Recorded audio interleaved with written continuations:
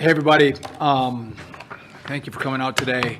By way of introduction, I want to introduce you to Jesse Elison. He is the Chief Counsel for our Federal Motor Carriers mode here at DOT. As we start, I just want to take a moment and thank President Trump for his leadership in the executive order that he made clear that we're going to put safety in America first on our roadways. We appreciate his leadership. By way of taking a trip down memory lane, it was in May that DOT put out a rule that indicated that we were going to take out of service truck drivers who were not proficient in speaking the English language. We announced that in May, and it did go into effect at the end of June. Now, when we did that, there was a lot of press that complained to us that we were being unfair to people, that we were being mean to people. And what we said was, no, this is a safety issue. Making sure drivers of very heavy 80,000-pound rigs can speak the language is truly a critical safety issue. And some complained about it. We implemented it at the end of June, and all of us in America saw what happened in Florida, where we had an individual who we tested this individual after the crash, but no doubt could not speak the English language and could not understand road signs when he was operating that very deadly rig. And so we at DOT and Federal Motor Carriers, we are not going to tolerate states that don't comply with the rules that come from this department. And so we are going to, first of all, we've identified several states that have not been in compliance. That would be Washington, California, and New Mexico. Those are the three states that have not complied with this rule, which, by the way, this driver in Florida had received a CDL in Washington, California, and was pulled over in July for speeding, and no doubt couldn't speak the English language. And law enforcement in New Mexico did not take his rig out of service. So this one driver touched all three states. Based on our review, they are not complying with our rule. And so phase one for us, which I'm announcing today, is we are going to give these states 30 days to come into compliance with truck drivers speaking proficiently the English language, or we're going to look at federal funding that they receive under the Motor Carrier Safety Assistance Program. So I believe California is 20 million or 30 million? 30 million. Washington is 10 million, and New Mexico is 7 million. Correct. Jesse will confirm that in a second, but these are millions of dollars. By the way, this is phase one. There are other actions that we can take to make sure states comply. And hopefully in the next 30 days, we won't have to withhold any money from them. But if they don't come into compliance, we will start with withholding this money, and then we will take additional steps to guarantee compliance. And this is not, just to be clear, this is not just about saying we have some obscure rule that we want them to comply with, that truck drivers speak English proficiently. This is about keeping people safe on the road. Your families, your kids, your spouses, your loved ones, your friends, we all use the roadway. And we need to make sure that those who are driving big rigs, semis, can understand the road signs, that they've been well trained, and that when they're pulled over by law enforcement, they're stopped by law enforcement, or there's a crash and law enforcement responds, they can effectively communicate what they have on their rig. There might be a history that they have to be able to communicate to law enforcement when they're pulled over or there's an accident.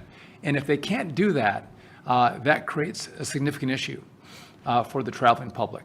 And so this is step one. And again, we hope there'll be compliance in the next 30 days. If not, we'll take additional steps. With that, I do want to turn it over to our Chief Counsel from Motor Carriers, Jesse Elison, to talk a little more about what our plan is and how we're going to move forward. Jesse. Thank you, Mr. Secretary. Before I explain the enforcement actions that FMCSA will take, I want to emphasize the two dates that you mentioned. May 20th is the date that the Secretary directed FMCSA to implement a new policy, and part of that policy included the assessment to determine whether a driver could meet the English language proficiency requirement.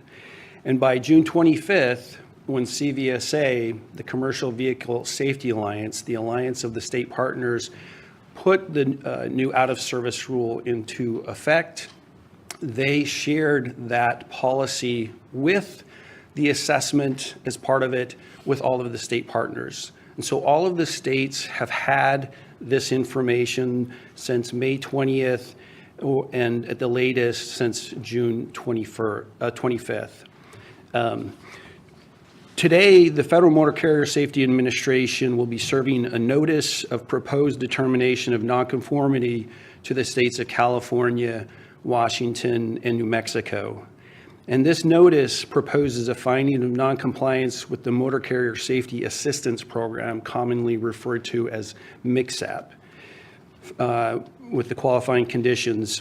This notice, the MCSAP program is FMCSA's main formula grant program, and it provides financial assistance to states to reduce the number of severity of crashes and injuries and fatalities. MCSAP funding requires the states to adopt and enforce laws and regulations compatible with the Federal Motor Carrier Safety Regulations, which includes the English language proficiency requirement. And let me just quote what that requirement is that the Secretary described just a minute ago. But commercial drivers must be able to read and speak the English language sufficiently to converse with the general public, to understand highway traffic signs and signals in the English language, to respond to official inquiries, and to make entries on reports and records. The states must enforce ELP requirements to maintain MCSAP funding. Even before the tragic accident in Florida, taking 3 lives, FMCSA reached out earlier this month to all of the state partners and asked a couple of questions.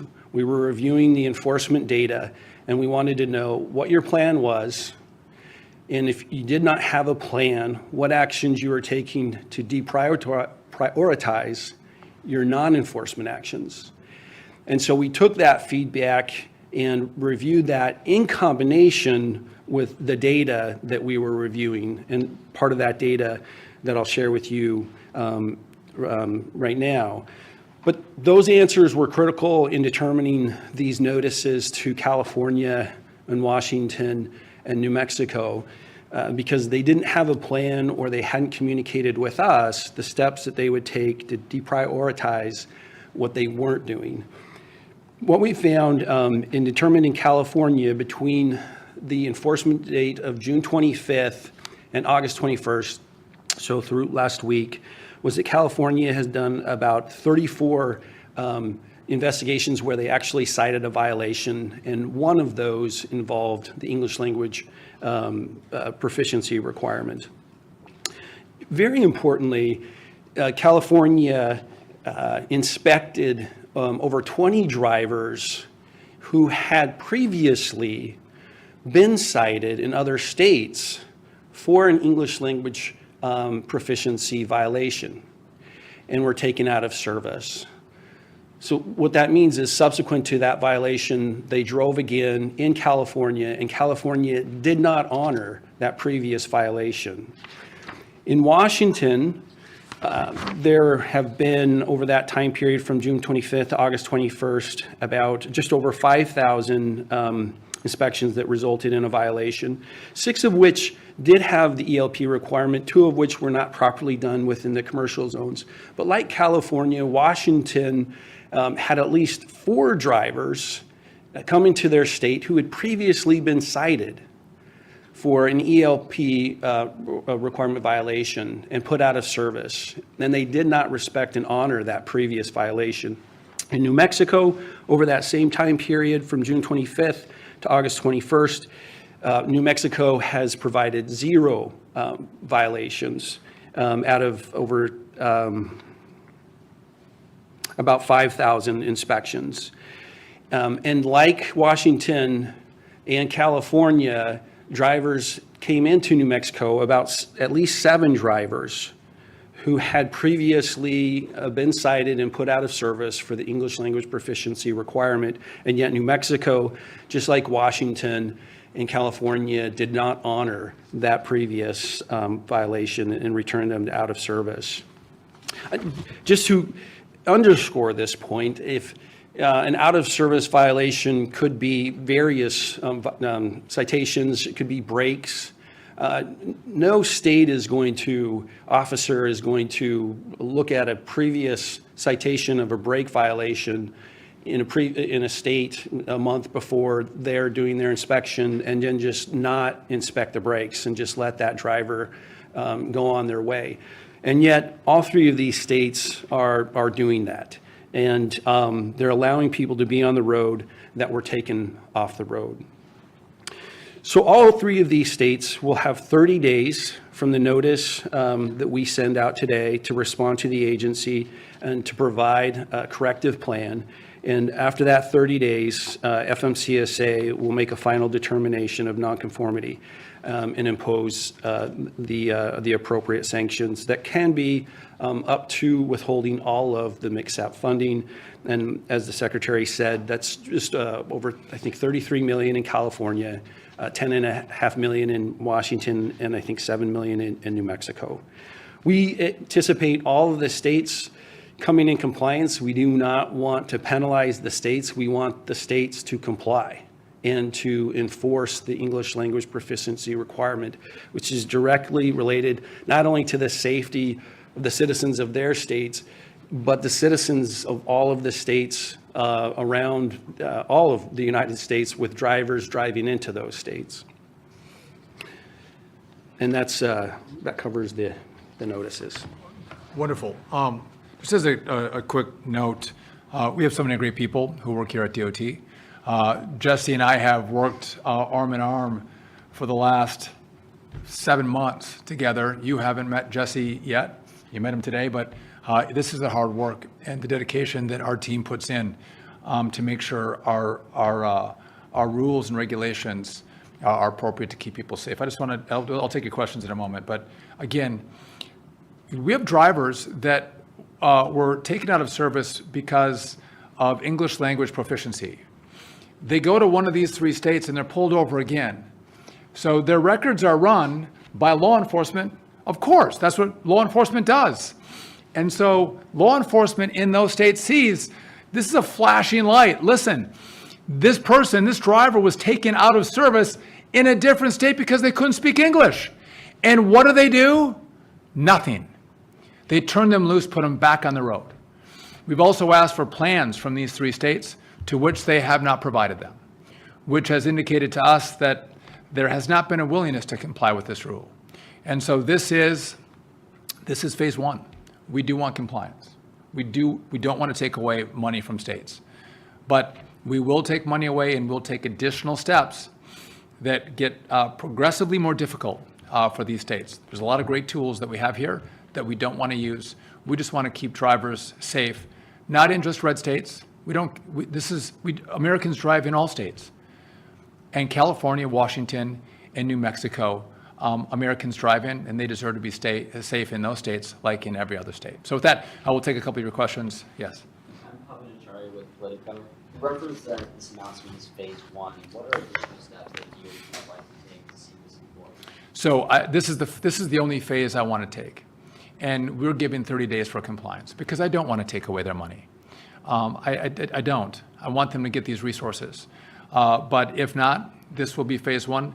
I'm not going to lay out all of the phases that we have, tools that we have to garner compliance, but we have wonderful tools that will make it very challenging for states to do business if they don't comply. And I have a follow-up. So 19 states in the District of Columbia currently don't consider immigration status when issuing commercial driver's licenses. Is DOT looking into ways to make those states consider immigration status when issuing commercial driver licenses, and if so, how? So again, Jesse might have a different answer, or will supplement mine.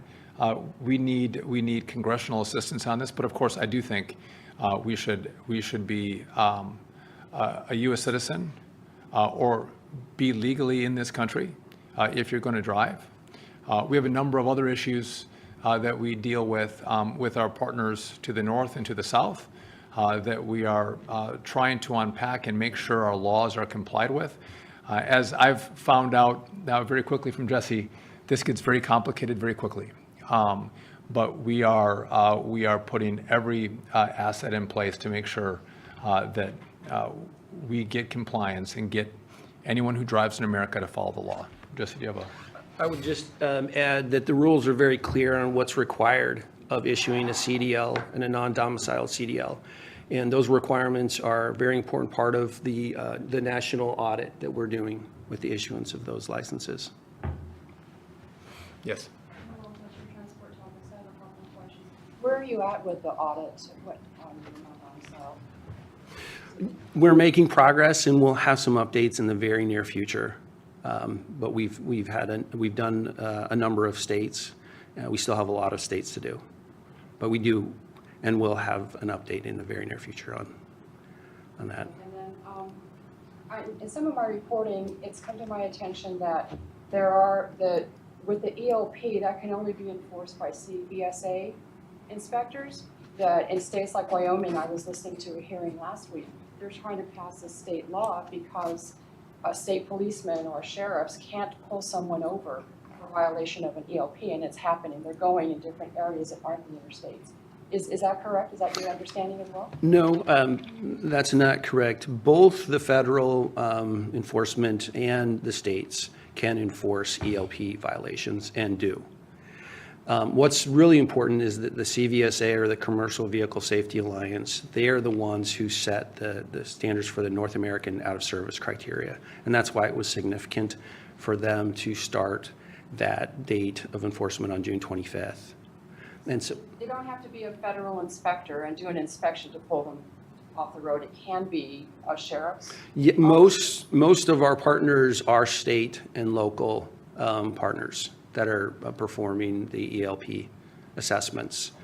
And just real quick, the assessment actually only is triggered when there's a challenge to communicate.